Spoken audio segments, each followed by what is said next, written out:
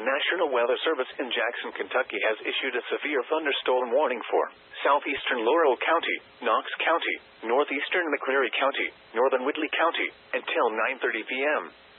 At 8:59 p.m., severe thunderstorms were located along a line extending from Crane's Nest to near Bar Camp, moving southeast at 30 miles per hour. Hazard, 60 miles per hour wind gusts and quarter-size hail. Source, radar indicated. Impact, hail damage to vehicles is expected.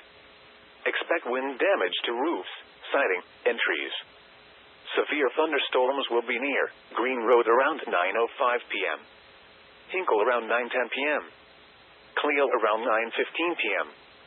Other locations in the path of these severe thunderstorms include DeWitt and Williamsburg. Repeating, a severe thunderstorm warning has been issued until 9:30 p.m. for the following counties in Kentucky: Knox, Laurel, McCreary, and Whitley.